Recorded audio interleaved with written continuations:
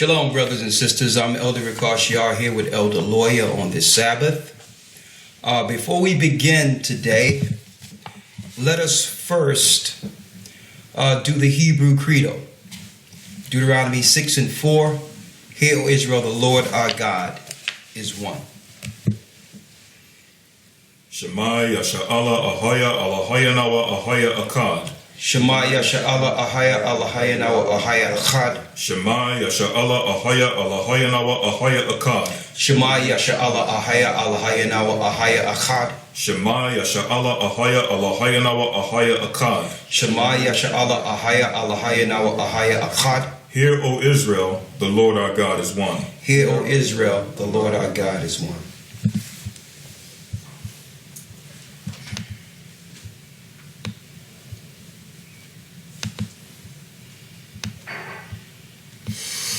Okay, first and foremost, I would like to say shalom to the brothers and sisters throughout the four corners of the earth this Sabbath.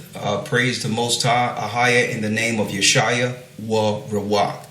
That's the Most High in the name of Christ and the Holy Spirit. Today we're going to go into a detailed lesson, real-time prophecy concerning today. We all are looking at the news, Syria, what's going on there, and wondering where we stand in prophecy. Well, we're going to show you, according to the Bible, the Most High's Word, what exactly is going on. And where we are according to prophecy concerning Syria, and why America, quote unquote, is in Syria. I know the majority of brothers and sisters out there that knows the truth have some, we have some understanding concerning this. But even for those who haven't read the Bible at all and don't understand what's going on, I'm sure this lesson is going to give you some insight to exactly what's happening over there. Keep in mind, and brothers and sisters, you out there, just keep this in mind. If you ask anyone in America, why are American troops in Syria, you would get about 1 billion different answers. No one can tell you definitively why America must war in Syria, right? Now, on purposely today, I'm really not going to mention or show a picture of Donald Trump. Because this thing, according to scriptures, is well beyond a man in an administrative proxy position. I don't want that diversion of him and his character and his celebrity to get in the way of what the Most High is showing forth in scripture. Therefore, we're going to forego him altogether. Okay, so you'll rarely hear, if at all, him, this lesson, you'd rarely hear his name mentioned, if not at all. Okay? Because it's deeper than Donald Trump. Okay? He's a celebrity that was put in place to divert people from what's really going on there. And I know a lot of you would like to ask, well, why is Americans in Syria? Why are American troops there? Why are American lives, black young men, Hispanic young men, and even white young men and women, why are they dying in a war in Syria? Does that make any sense? Did Syrians ever do anything to us? Do you even know a Syrian? Okay, now the excuse that's out there, media, is saying, well, this guy Assad, let me show you his picture here. Now, of course, this is the picture you showed over and over again through the propagandized fake news. And they'll say you, this guy Assad here, of course, he's a bad man. He used chemical weapons on his own people. And America and the world military must step in for humanitarian reasons. Now that sounds like, it sounds like, America and the Western world has good intentions to save children. But where did we hear this before? Right?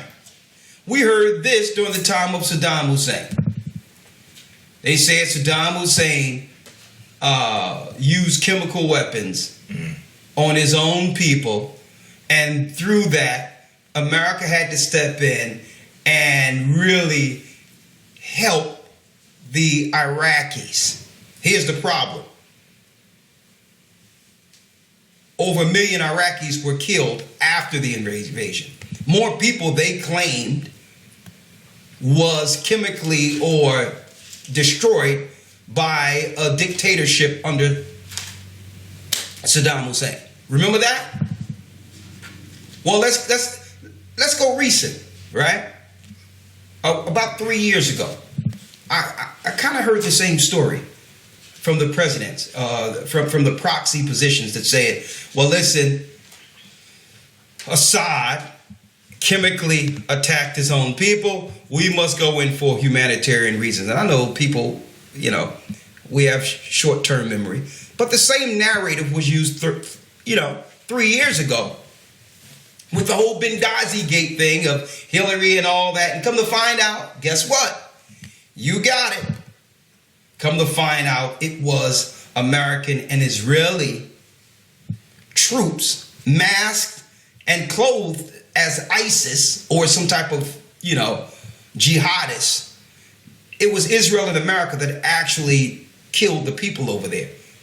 And they blame it on Assad. Just 3 years ago, right? And through that, what they claim is, well, we have to go in and protect the children. Does that make any sense? And a democratically elected president anywhere in the world, right? Like, here's an example. Just tell me, does this make sense to you, right? America in prison, what?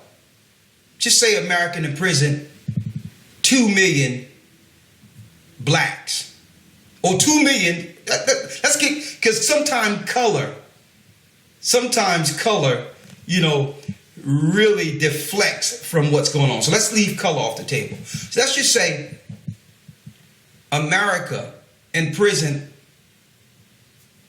tortured, killed, unlawfully, about 3 million of their people within the last 5 years.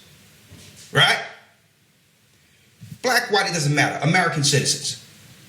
Right? Now, because of this, Putin wants to come over to America, right? And force a regime change and say, well, you're president, you're democratically elected president, which we know is a farce also, but you're democratically elected president.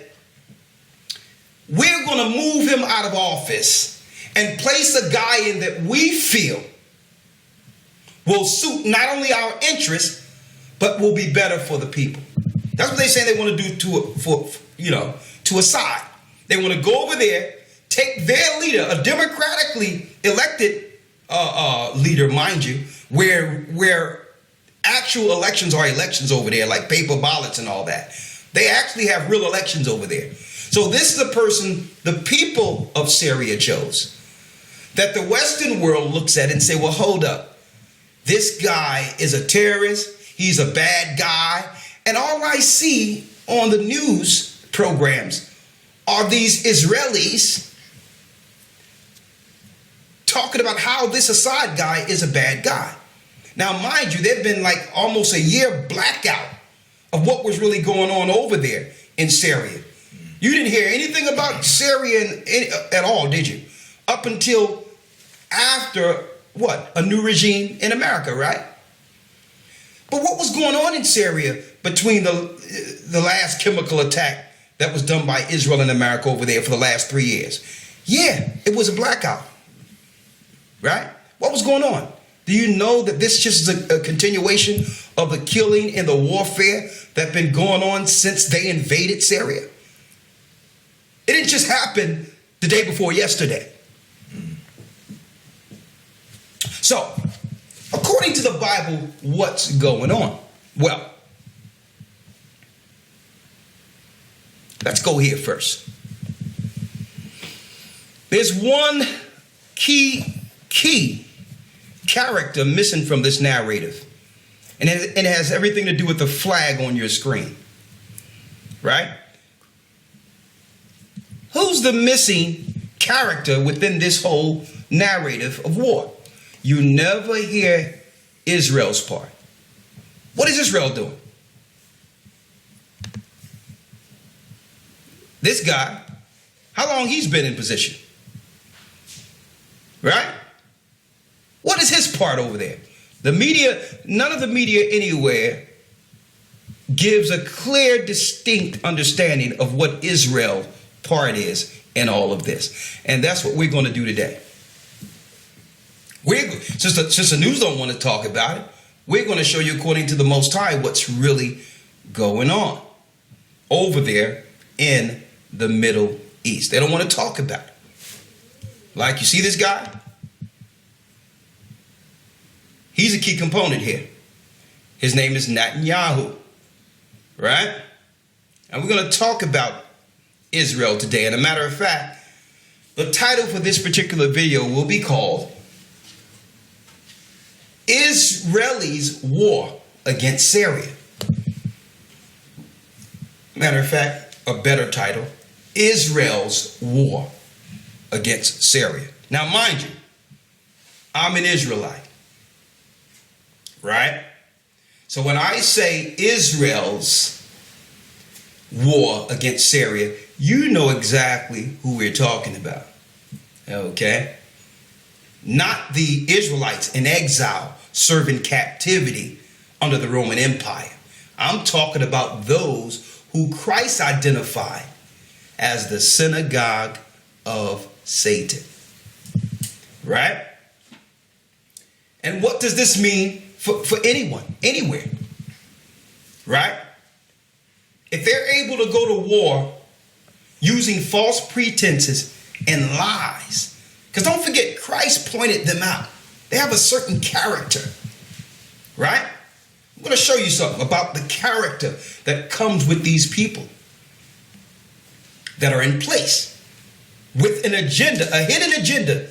The news will never, the mainstream media would never, Alex Jones, none of them, they will never tell you the true narrative according to what's really going on. They're hiding, they're covering for demonic Zionism. Okay? You will hear Alex Jones blame everyone on earth. He'll bring communist China. Okay? He'll go into the Wahhabist. He'll go into the jihadist. He'll go into Saudi Arabia. Yesterday, myself and Chapat had a nice little laugh where we heard on the Alex Jones show that Mexico owns the New York Times. Wow.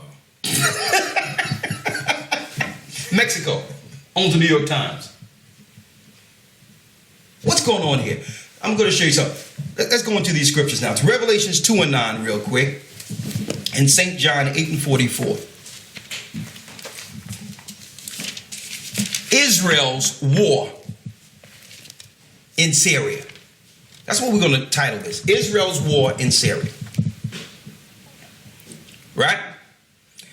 Christ identified a certain attribute. I wouldn't say an attribute. A certain evil character concerning those who are in power. Now, I'm not speaking of the proxy people, the politicians. They're just proxies. Okay? They're ceremonial puppets, like, chosen for the same agenda. Okay? To hide the true world narrative according to the Bible. Okay? You've heard the term holy wars, right? Well, guess what? It's exactly that. It's exactly that. You're going to find out today why Israel is bombing and using chemical attacks against the people in Syria. And a lot of you feel that, well, it doesn't matter. Well, it don't affect me. Well, guess what? If we're able to sit back and let these things happen, what's to stop them from making a false narrative against you and killing you and your family? That's how it works. Right? Revelations 2:9. Read it. Revelations chapter 2, verse 9. I know thy works in tribulation and poverty, but thou art rich. So this is Christ speaking to his people. Us. I know your works. I know your tribulation. I know your poverty. I know it's bad right now. Right? Well, what is Christ saying? This is temporal for you. I know what you're going through. You're suffering the curses, but you're coming back. Don't worry about it. The same as I know your works, tribulation, and poverty, I also know those who are making you impoverished. I know those who are lying to you. I know I'm going to identify them to you. I know your works, your tribulation, and poverty. And right after that, Christ began to open our eyes towards what to look for. Who's doing this? Right? In the same chapter. I know your works, Israel. Those that are in Christ. I know your poverty. But then he identified who's creating the poverty. Who's creating the circumstances against us. Read. And I know the blasphemy. And I know the blasphemy.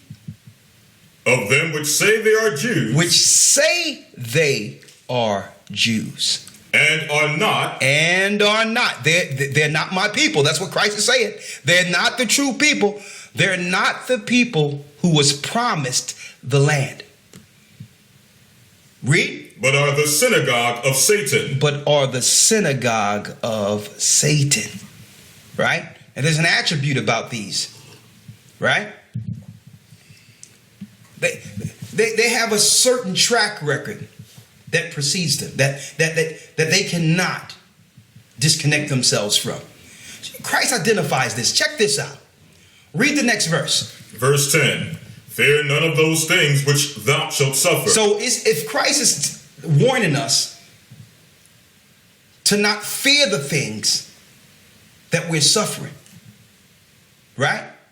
He says, fear none of those things that thou shalt suffer. That means someone is behind our suffering, right?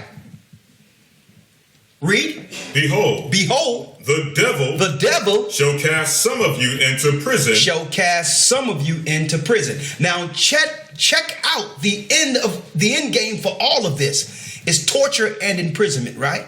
Who's behind that political construct? Your for-profit prisons. Who's behind? Christ is identifying them. So Christ says, listen, I know what you're going through. But first of all, part of your freedom is not just identifying who you are so that you can come back to us under this hedge, to your Father. But I'm going to also identify who's been doing this to you right in your face, smiling in your face the whole time, building prisons to kill and torture you and to detain you and to black bag you. Who are they? Read it again. I know thy works in tribulation and poverty, but thou art rich. And I know what? And I know the blasphemy of them which say they are Jews. I know the blasphemy, the bold-faced lie of them who claim to be Jews. And are not. And are not. But are the synagogue of Satan. But are the synagogue of Satan. Right? And it says, behold, read. Behold, fear none of those things which thou shalt suffer. He says, listen, don't fear. Behold, the devil shall cast some of you into prison. That same devil claiming to be Jews and are not will set up a prison complex. See? A world of servitude. They would divide the earth on every line to gain power as the only unit of unity and protection for themselves in the earth. They'll divide everyone else, but be solid concerning their agenda and their livelihood. Right? Christ is identifying them. And their whole plan is to do what? to make the whole earth their servants. It's deeper than just Syria. Okay? I got a lot of information to bring out today. Okay? Because of any humanitarian process that should be going on politically in the earth should be what? To help the people who've been enslaved in this prison called Babylon for over hundreds of years. Where's the humanitarian support for that? They never cared about saving and helping anyone. They're over there for their own interest. Right? Revelations 3 and 9. Come on. Revelation chapter 3, verse 9. Read. Behold, I will make them of the synagogue of Satan, which say they are Jews. Which say they are Jews. And are not. And are not, but they what? But do lie. They what? But do lie. That's another thing about them. Not only do they build prison complexes to destroy the lowly and the poor. Right? They're pathological liars. They're pathological liars. Christ, why do you think they hate Christ so much? Christ is identifying them. If it wasn't for Christ, we wouldn't know anything. We wouldn't even understand none of this if it wasn't for Christ. He's identifying them in the book of Revelations. And are what? And are not, but do lie. They're liars. Why? Because they're of their father. That's what Christ told him. St. John 8:44. Let's go. They're just like their father. Let me tell you, when Esau didn't get that promise with Jacob and he lost his promise and blessing, he went straight to the Canaanite God. Yahweh. Yahweh. That's his name. And that's his name in Latin also. Jupiter in Latin is Yahweh or Yahweh. That's who he went to. He said, well, if the God of Abraham will not give me the promise and I'm the firstborn, the God of this world will. And I'll have the whole earth bow to the Canaanite God, the God that empowers the firstborn. That was Esau's oath to his father, Satan. Hold up now. I got a lot in this book today by David Musa Pitcock, he's a Jewish Muslim. Now, I don't ascribe to Islam at all, but the sources he have in this particular book, just go to the reference and look at the sources. That's why I just go to the excerpts and sources he have. They are indisputable concerning everything I'm about to bring out today. Right? Let me show you something. This guy even have secret oaths that was made all through Europe and Russia and all that. The Masonic credos that was made after the oath under Albert Pike, also unmasking Jehovah or Jobulin. Right? And guess what? When the Masons are initiated, right? Look at what they stand under. Jehovah Jobulon. Right? See that? Jehovah Jobulon, who is Jupiter, who is Zeus, who is Yahweh. That's the God of the Jewish people. That's Satan.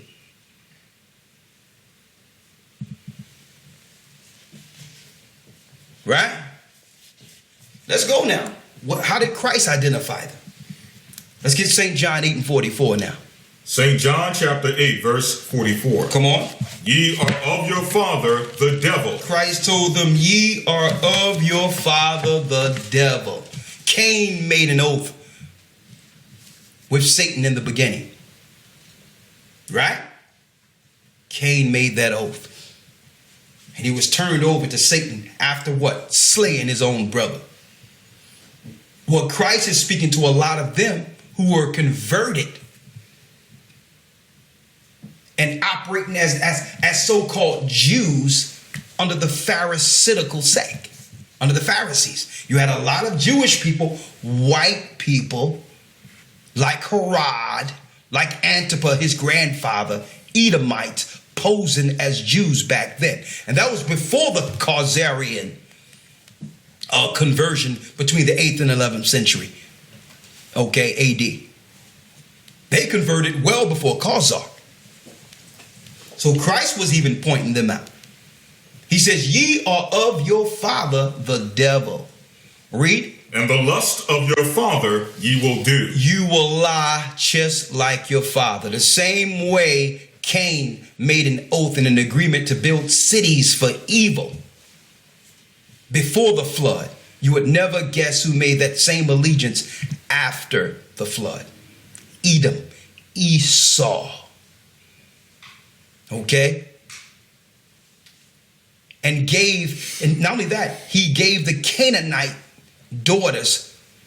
He was wedded to them and brought forth children, part Canaanite, part sons of Abraham. Those are the people over there in the land today. This is what they don't want you to know. Read. And the lust of your father ye will do. You will do the same as your father. What was his father? He was a murderer from the beginning. And the same spirit of Cain, murderous. Murderous. Over there killing those people in Syria. Killed millions of people in Iraq. Iraq had nothing, Saddam and the Iraqis had nothing to do with what happened in September 11th, 2001. Zero. The president even came out afterwards. Dick Cheney, the vice president, said, listen, yeah, he ain't had nothing to do with it, you know, but he was a bad man. So to remove a bad man, you would have to kill over 1 million people that you claimed you were protected for humanitarian reasons. Sound familiar? So what's really going on here? Read it. He was a murderer from the beginning. They're murderous. Read. And a bull not in the truth. So you can't expect those that are over the media and control your publications to tell you the truth. When Christ is identifying them as what? Read it. Ye are of your father the devil, and the lust of your father ye will do. He was a murderer from the beginning, and a bull not in the truth. Read. Because there is no truth in him. Because there is no truth in him. He's a liar and the father of lies. Read it. When he speaketh a lie. When he speaketh the lie, every time he opened up his mouth, every lie, what? He speaketh of his own. That he speaketh of his own. That means his whole makeup. Every story, every narrative, even concerning himself, is a lie. Even the description of himself is a lie. Oh, I'm a Jew. Oh, I'm from Levi. You're not. It's infuriating them more than ever now that God has begun to wake up his people and they have no more power spiritually over the slaves. That we're free from their lies. Now, okay, well, we'll clamp down. Austerity then. Let's take them all down. That's the time we're entering. So don't just look at Syria. What's going on in Syria is going to happen all over the earth. Okay? Israel is going to be a refuge for some of them, believe it or not. A matter of fact, it's a refuge for a lot of them now. You wouldn't believe how many Jewish Americans live in Israel right now. So that whole thing with 1948, Hitler this and Hitler that, listen. And see, I don't go for that thing too. Just a sidebar real quick. I don't go for that whole narrative of what happened in Germany, because that have no effect on what happened to my forefathers here. Any memorials for any atrocities or genocide that's set up in America should be what happened to us and show what people did it. Those are our Hitler. Okay? Any atrocities in Germany, the monument should be in Germany. Okay? There's no threat of no Hitler rising up in America. Okay? Hitler happened over there, the bad guy. That's where you should set up your monuments at. Because what you're doing in total disrespect right before us, is doing what? Shifting the empathy and sympathy to where it really should be. The people that have been enslaved and destroyed in the land should be more so memorialized. Okay? In the land. But that's another lie, a narrative they put out there. And let me tell you, if Hitler didn't exist, they would have created him to get the land. Because this is no have nothing to do with the little political lies that they put out there for a higher objective. It's deeper than Hitler and ovens and all that. These are low arguments. Why do you really want the land according to Scripture? Why did you go into Iraq according to Scripture? Libya according to Scripture? Why did you finance the Arab Spring all over in the Middle East? Why are you in Syria? Why did you bomb Afghanistan? What is the true reason? Because we know that according to the Bible, you both face liars. We know that you're not telling us the truth. So it's up to the children of the Most High, the true people, to go into the Word and reveal the truth to the world. Right? Come on. You see why I see why they hated Christ so much. He told them to their face. Then after he was resurrected, he went back to John on the Isle of Patmos and say, listen, I know what our people are going to go through. All right? I know our poverty. And I know the blasphemy of them which claim they are Jews and are not, but are the synagogue of Satan. They're gonna oppress you, and they're gonna smile in your face the whole time. They're gonna be the great divider amongst you to utilize you. At the whole while, the whole time, with your identity in their back pockets. Now, are we talking about all Jewish people? No, because the majority of them have been lied to, just like we have. But those at the top know exactly what they're doing. And I'm not one to shy away from exactly what's going on and who's doing it. I'm not going to give you no generalization and say, well, it's the Wahhabist, it's the globalist, it's the shadow government. They got a new one now, Shapat. What's that? Deep state. It's the deep state. These ambiguous terms, it doesn't lead anywhere. The water, put that on. Yeah, I guess it's heating it up a little bit, right? It's the deep state. I mean, how can we identify that? Like, can we put our hand on who this is? Can we talk with them? Well, no, they're the deep state. Right. So, let's go into it. Why are they in Syria? Right? Let's go. Well, brothers and sisters, there was a promise a long time ago to our father Abraham. We're going to jump right in. The class is not going to be long at all today. We're going to be efficient, straight to the point. Why is America, Babylon, fighting, losing children, losing our people in these wars over in Syria? Why? Why are we bombing these people? Right? Let's find out. Let's go to Genesis. It's about a promise. On your screen right here. And I'm going to go into this in a moment. From the same book we have here. On your screen. All right? You see a snake. A serpent. Bordering all the areas that was promised to our father Abraham. And they'll tell you, they'll push atheist thinking all around the earth, but yet what they are doing is prophetic according to scriptures. This is a spiritual war here. They'll make you believe God don't exist. They'll make you believe the Bible has no merit, but yet they're looking to take the same borders The same land and its borders that was promised to Abraham, a man in the Bible. As you can see, this snake all the way up through the Mediterranean Sea, up parts of Turkey. And look what we have there, due north, right there in the middle at the top of your screen. You see Syria there, don't you?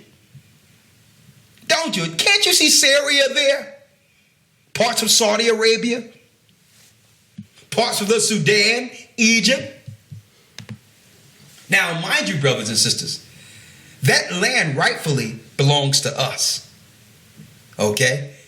We're the actual bloodline of Abraham, Isaac, and Jacob. Okay? Right now, we're going through, a form of servitude. But we're at the end of our judgment. At the end of the day, after the purging comes through the Savior, we will inhabit those same borders. A matter of fact, what we just showed you, that landmass, that area, and I'm going to point to that again later in this particular class, that particular area and the prophecy concerning us having that area is an unfulfilled prophecy as of now. So now we have Jewish people who use the Hitler Germany narrative as a pretext to get Israel in 1948 because they just needed a state of their own and just be protected away from the bad Hitler guy, right? But it's been war over there ever since, and no one can make any sense of that. I thought you went over there to have peace, right? Oh, you forgot. Christ said, we're dealing with some liars here. See? There was a promise. Let's go into that promise real quick.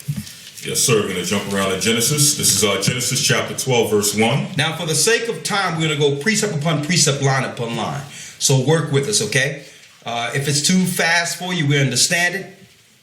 It's recorded. You can always pause it later and get the scriptures and get further into this particular study for this Sabbath, okay? Come on. Genesis 12 and 1. Now the Most High said unto Abram, Get thee out of thy country and from thy kindred and from thy father's house unto a land that I will show thee. Come on. Verse 2. And I will make of thee a great nation, and I will bless thee and make thy name great, and thou shalt be a blessing. And thou shalt be a blessing. Jumping over to Genesis chapter 15, verse 18. Yes. In the same day the Most High made a covenant with Abram, saying, Unto thy seed have I given this land. Unto thy seed have I given this land. Go on. From the river of Egypt. From the river of Egypt. Unto the great river, the river Euphrates. Unto the great river, the river Euphrates. Now this promise is to a chosen seed that would come through Abram's actual loins. Right? Come on. This is Joshua chapter 1, and I'll start at verse 2. Yes. Moses, my servant, is dead. Now therefore arise, go over this Jordan, thou and all this people, unto the land which I do give to them, even to the children of Israel. So he's speaking to Joshua here, Yahushai. Joshua. Read. Verse 3.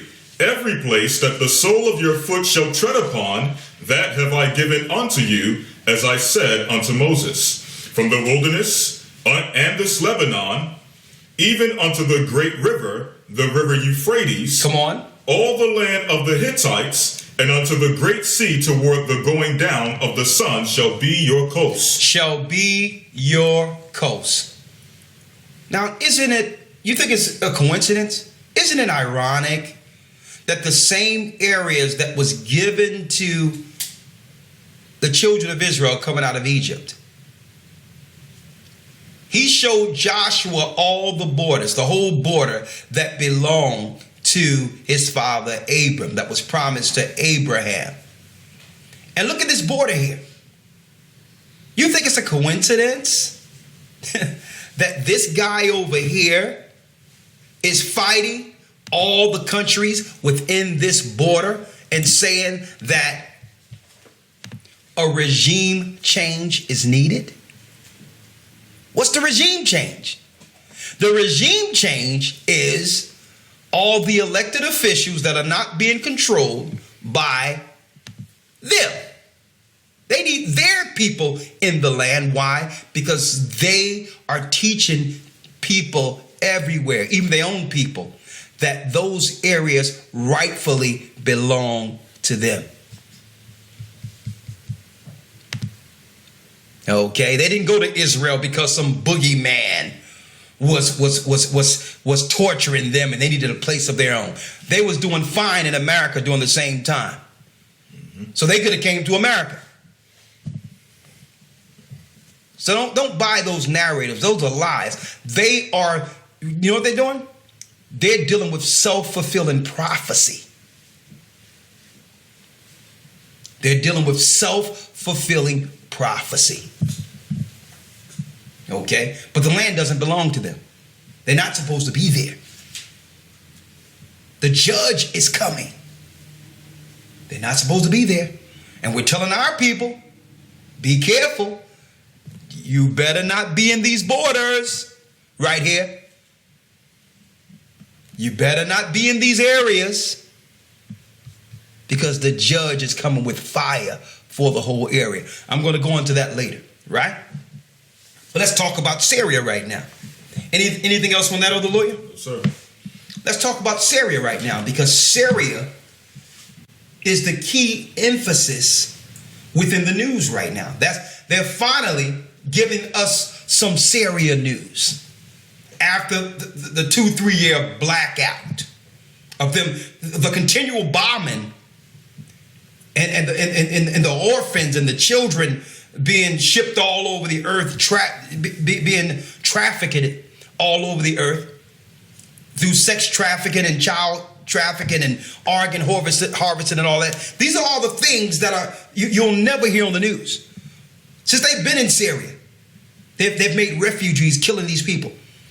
There is no revolution going on over there where besides people looking to oust them. Don't believe none of that. When they go into a place, the first lie they'll claim is, well, there's a revolution. That's a lie. It's them bombing people, killing people, and controlling the news coming out of a specific area. Okay? Until they can put their satanic synagogue of Satan puppet in place. That's how it works. Okay? Now let's deal with Syria real quick, because the Bible told us this was going to happen. Now, it's never good to have death and all that and evil, but the Bible tell you about these guys. These guys want blood.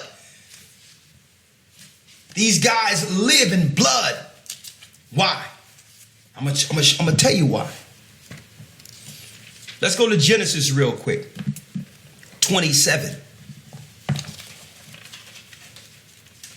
When Esau, Edom, red all over, right? They tell you.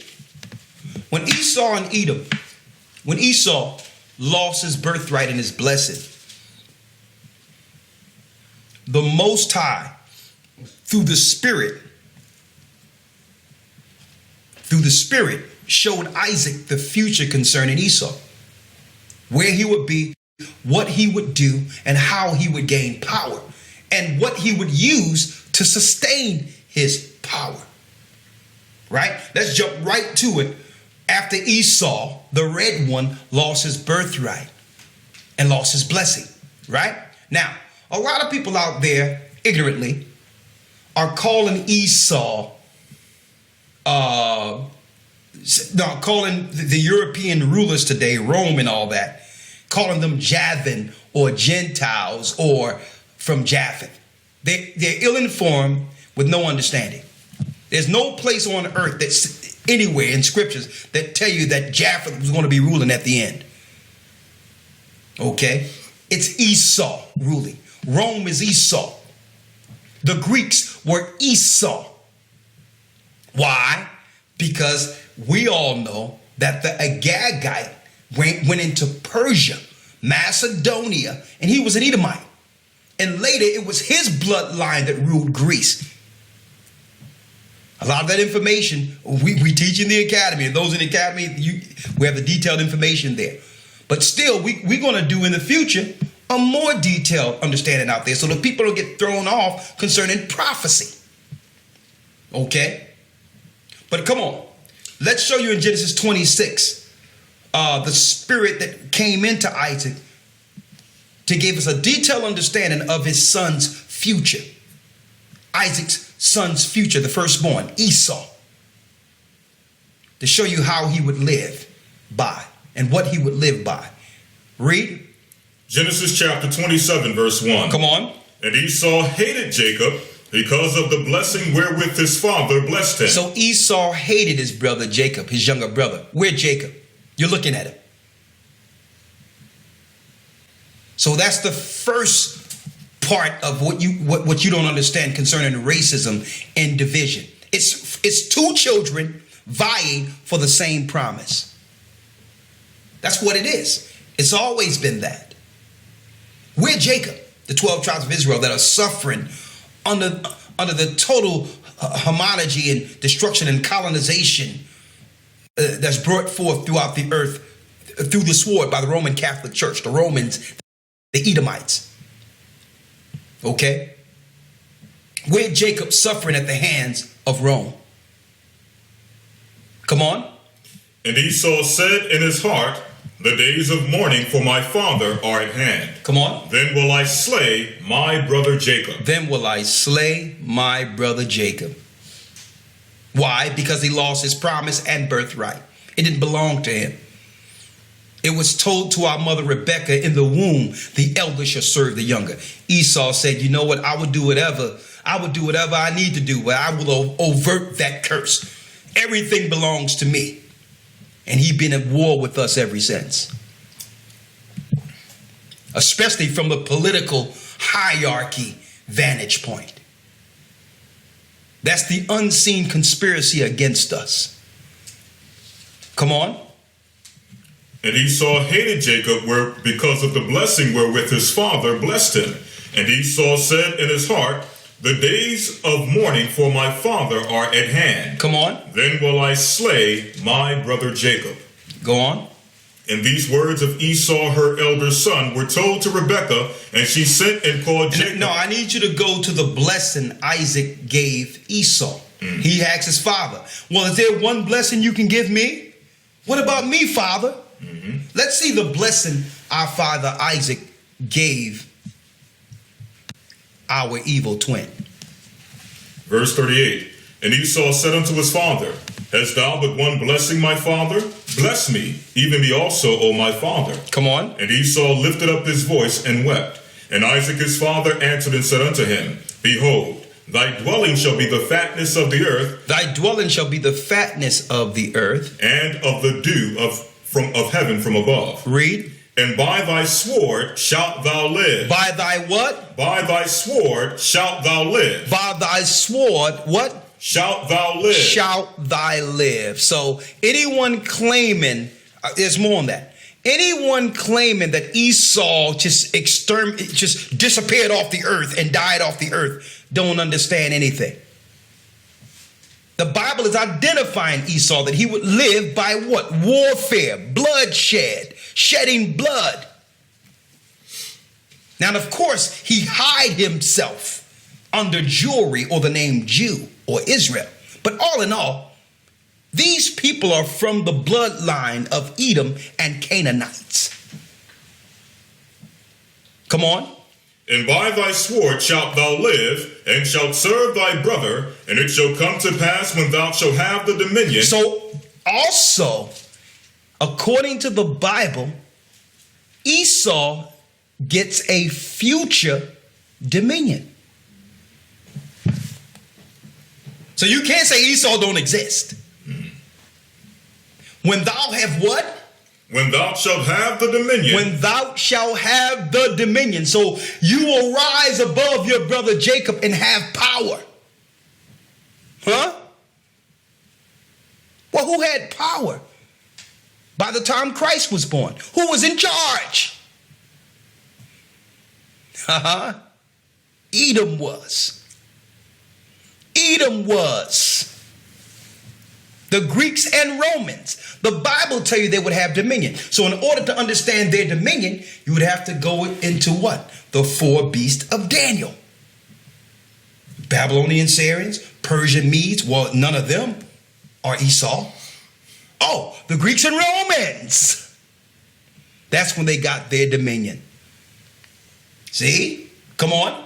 When thou shalt have the dominion, that thou shalt break his yoke from off thy neck. You will not have to serve him once you have power, Esau, for a time.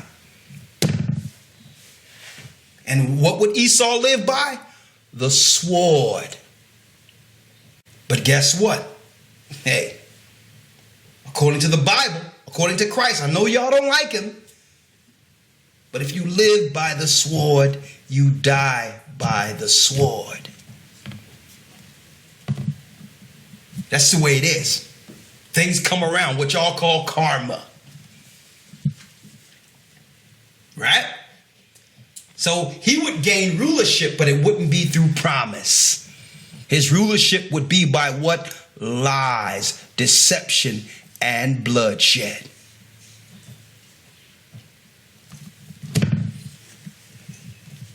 So who came over and colonized the Western world, America, South America? The Roman Catholic Church, right? But did they come over as a church or as an army? Churches come later. Are you getting this? The same way, like what's going on if we had time. Same thing going on in Syria right now. Like after the war and after the ashes have settled, and then they set up some hospitals and Catholic churches, and then all the little Syrians are now saying, well, you know, I'm a Syrian Roman Catholic now, and they get high positions and get reschooled or quote unquote re-educated and become what? Prestigious under that banner. They would begin to believe, well, man, it should have always been like this. Right? They would begin to believe that, hey, this is normal. But what's going on in Syria happened in Babylon, remember? Oh, you don't want to deal with that part. You just want to deal with the part where everyone is already re-educated and programmed. You don't want to deal with what it takes to get people there, right? Well, look at Syria. You know, and that's the gory stuff. That raping the children and killing people and then ripping children apart. Oh, nah. Just give me, just show us the humanitarian, the children singing in church after a new regime is put in place. Are you following me here? Now, mind you, what goes around and come around is not just for Esau. It's universal. The people in that land and over the Middle East that conspired with Esau, which led to our captivity and destruction, is coming around to them too now. Because you cannot form an allegiance or an alliance with a bold-faced liar. You just can't do it. So eventually, it comes around. You align yourself with Esau to enslave us, not realizing that the same liar was going to turn on you. Now, let's go. What you got, Elder Lawyer? Psalms 83. Come on. Psalms 83 and 1. Keep not thou silence, O God, O God. This is our brother, David, our king in the Old Testament. David. You know our king is Yeshua now, the Savior. But listen to what David prayed and sang to the Most High. Keep not thou silence, O God. Hold not thy peace and be not still, O God. Come on. For lo, thine enemies make a tumult, and they that hate thee have lifted up the head. They that hate thee have lifted up the head. Now, who are they that hate thee? those that scorn and disrespect the Most High, disrespects the Most High's law. They have lifted up their head now. How are they able to lift up their head? God's people have been abased. Now, since we fell from the promises, all the other nations are walking with their necks stretched, haughty, thinking it's about you. But guess what? Our kingdom is eternal. The clock is ticking down on your dominion. Right?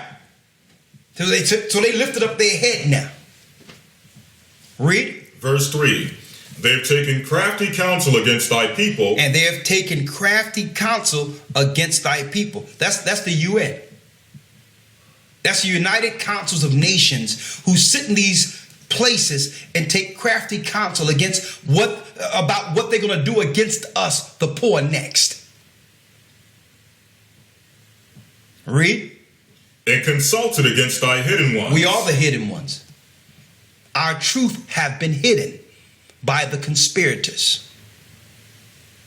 Read. They have said, come, and let us cut them off from being a nation. They said, let us cut them off from being a nation, that the name of Israel may be no more in remembrance. so that we will be no more in remembrance. That's how you know those people over there can't be the real Jews. Because the real Israelites would what? Be no more in remembrance. We wouldn't remember our forefathers. We wouldn't remember how we got into Africa. We wouldn't remember the slaughter by the Romans in 70 AD who killed us. And as a pretext, we ran into Africa, running from Roman persecution and slavery. See? So the conspiracy is to keep the lie going concerning the poor who built the world for them, the same way we built Egypt.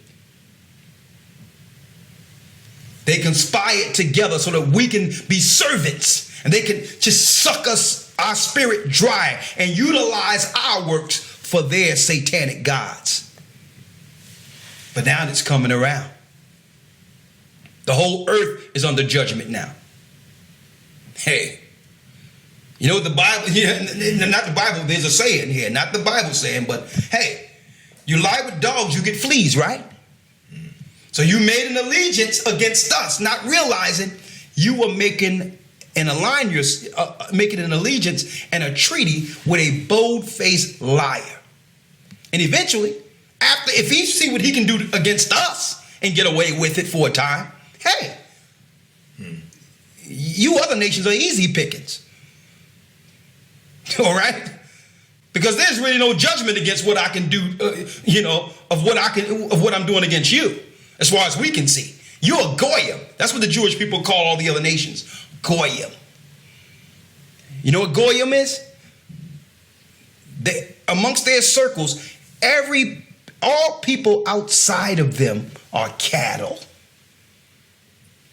That's all you are to them.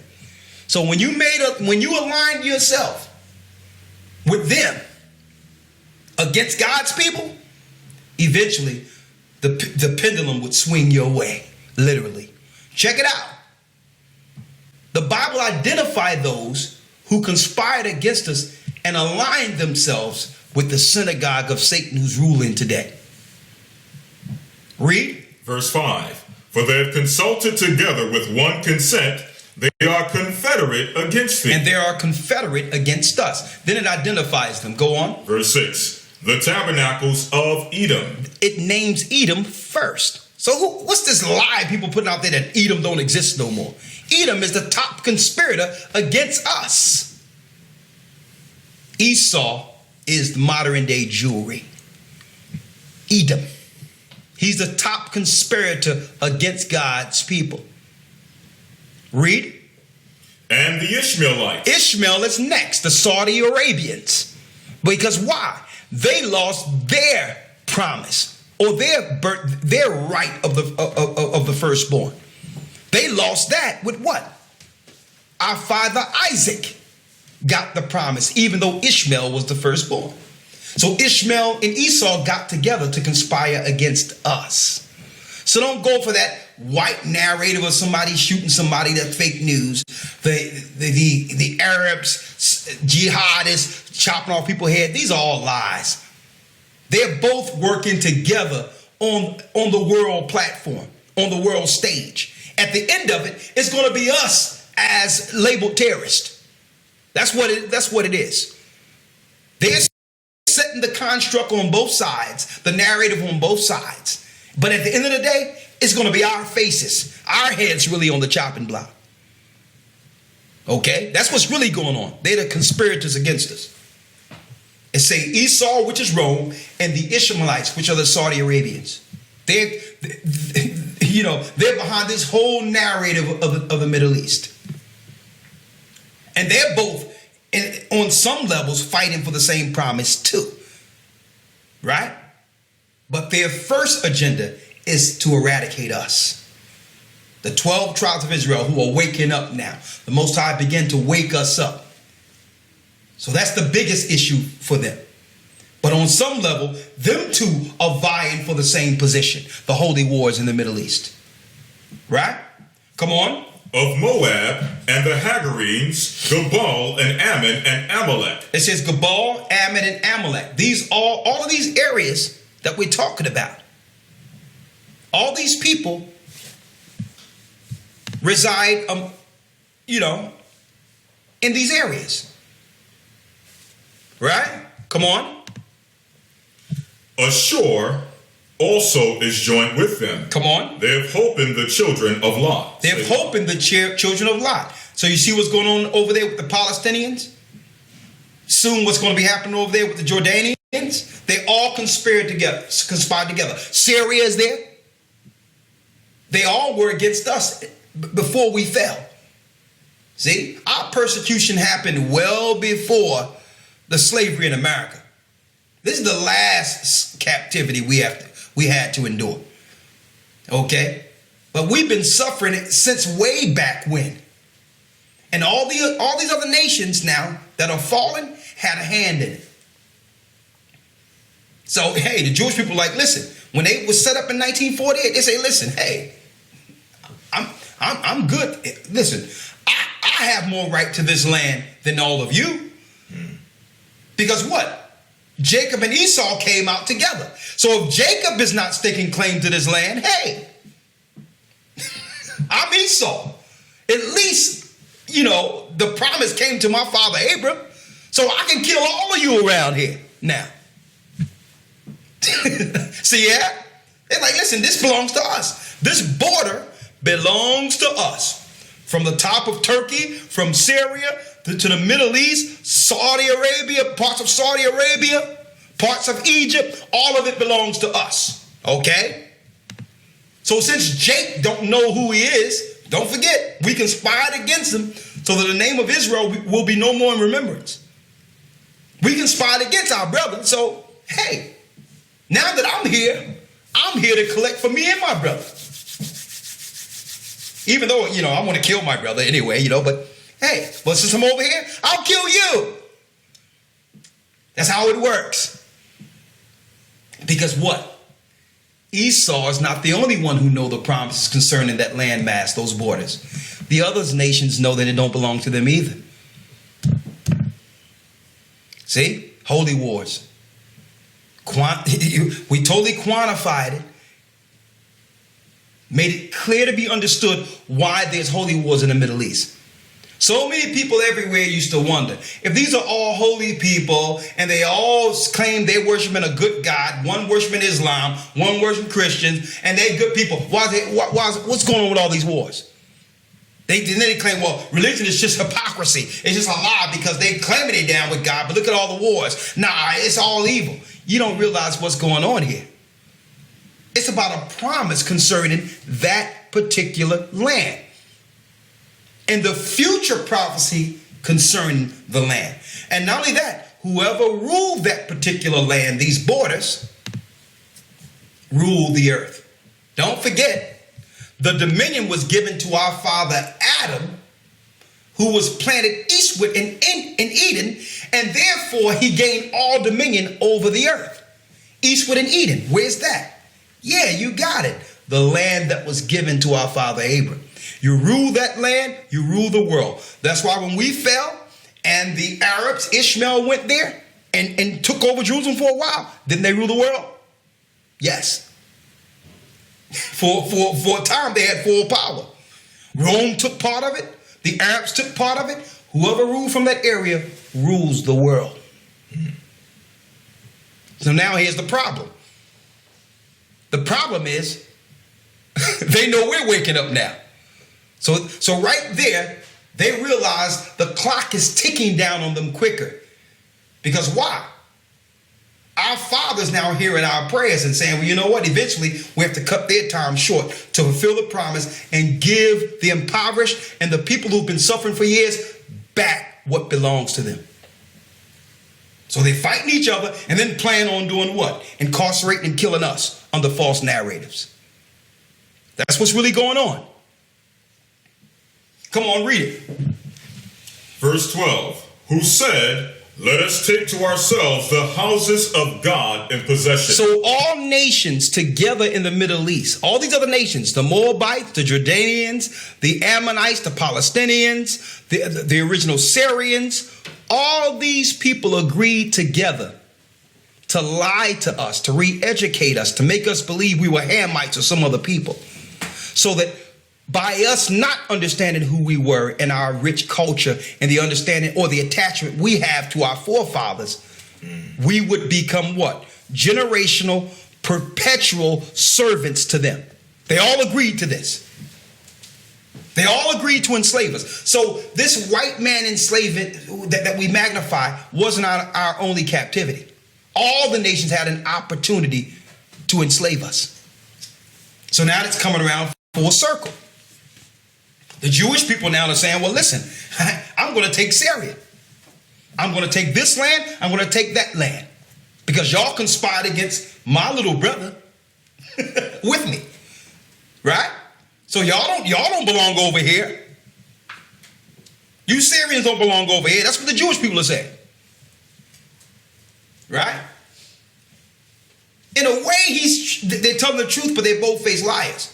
They tell them the truth by saying, well, listen, this land belonged to my father Abraham. They're right.